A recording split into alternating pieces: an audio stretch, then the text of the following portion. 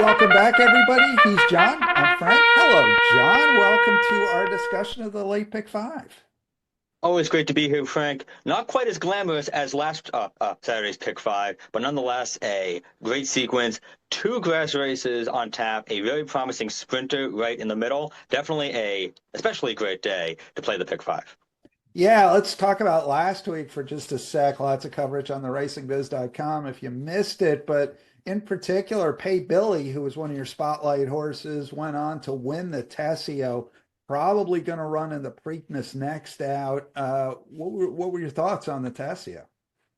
I thought Kentucky Outlaw is probably the horse to watch out of that race. I was very skeptical of him going in, but he ran a huge race after getting knocked out of his element at the start. He made a big wide move up the backstretch. Looked as if he might win it on the turn. Kind of flattened out, understandably so after that kind of trip. But it was a great effort for his first try against Stakes Company. If he ends up going in the Sir Barton on the Preakness undercard, I think he'd be a fantastic bet. Yeah, I agree with you. I thought he ran a really good race. I thought the runner-up, Just a Fair Hmm. Shake for Daniel McKenzie, also ran a really good race. Big step up from what he had done previously to be competitive with Pay Billy, but Pay Billy a little bit too much in the lane. And hopefully the plan is onto the Preakness. Yes, and could see just a fair shake in the Sir Bowden as well. As you said, he ran a big race second off the layoff. I know folks were a bit skeptical of him after that speed figure for his win in late March came back. Ended up going off at 23 to 1. So it ended up being a pretty generous exacta given the circumstances. Yeah, no, absolutely right. You got the favorite on top, but you got a long shot in second with a big effort. So all right, that was last week's late pick five. This week's late pick five, and we'll put up John's ticket here. Begins in race seven. We got an 11 race card here with grass racing now in full swing here in Maryland. And John, just give us a 30,000 foot overview of your late pick five ticket. So these grass races are very wide open. I ended up spreading out a bit in both of them, trying to beat a pretty vulnerable well bet horse in race 10, as we'll talk about a little bit. Um, Key horse of the sequence is race number 9, number 7, Haley's First Notion. Going to single him, going to spread a bit elsewhere, and hopefully catch a price in one of the grass races. Yeah, these grass races are really hard right now because you're getting all these horses that are coming back off layoffs. You're trying to figure out. You get some horses that have never tried grass, so you're trying to figure out how they're going to do. It's you can catch prices if you can catch them because there's a lot of unknowns in these races right now. All right, let's dive in here. You've got a spotlight horse right in the first leg of the sequence. That is race seven. It's an A other than going a mile on a 16th, two turns on the main track here. You're going to go three deep, John, but one of them is your spotlight horse. That's correct. Number 2, Sister Supreme, who led most of the way against a pretty similar field back on April 5th, had the lead by 2.5 at the top of the stretch, ended up getting run down by Dixie Groove and finished second. She's once again the main speed in here. She keeps getting better with each start off the break. Ran a season's best Brisnet figure of 82 last time out, right about in the range she had been running last year. Now, while I think there's a very good chance she'll wire this group, and I did pick her on top, I'm always a bit wary of singling horses who are very dependent on a trip.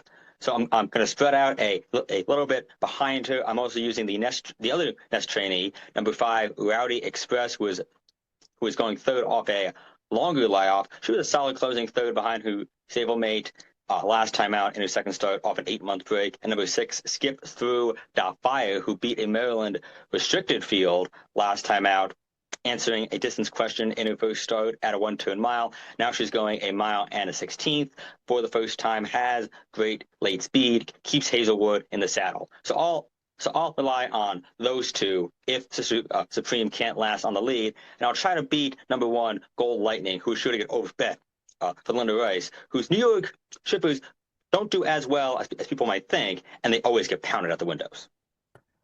Interesting thing about Sister Supreme, there were three two-turn races that day. Now, I looked at this horse. I'm like, doesn't this race look just like that last one? This horse goes to the front, sets a moderate pace, can't seal the deal.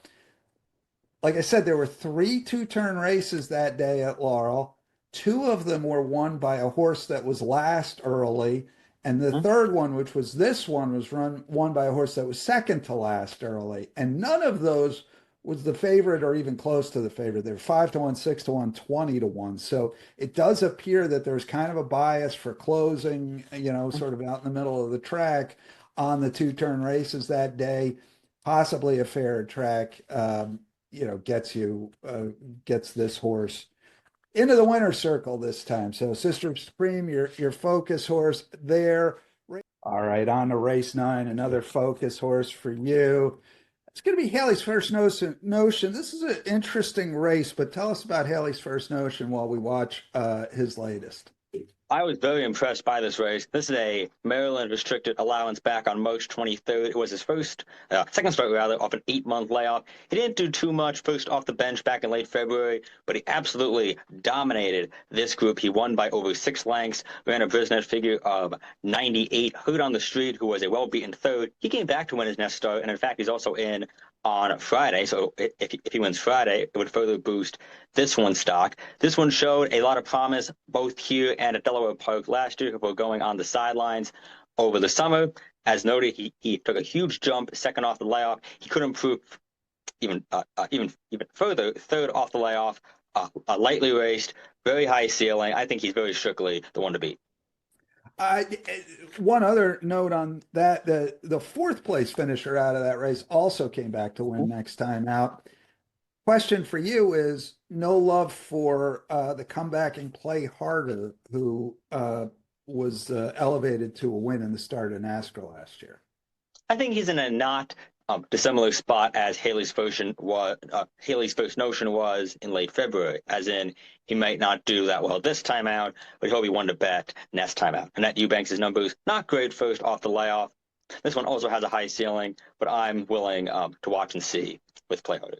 Sequence, we're going to put your ticket up again and give us last thoughts, last overview thoughts on the late pick 5. Haley's first notion is the single. I'm going to try to spread the rest of the way, try to beat a few horses who I don't really like, catch some nice prices along the way. Well, let's hope you succeed in doing that, shall we? Your lips to God's use. God doesn't listen to me all that much. It's a thing. And maybe this time he's going to be like, all right, let's throw John a bone here. All right, John Piazzik, thanks for joining me here. You can see John's picks every day of live racing at Laurel Park on theracingbiz.com, as well as on the Laurel Park simulcast feed. John, thanks and good luck. Always a pleasure, Frank.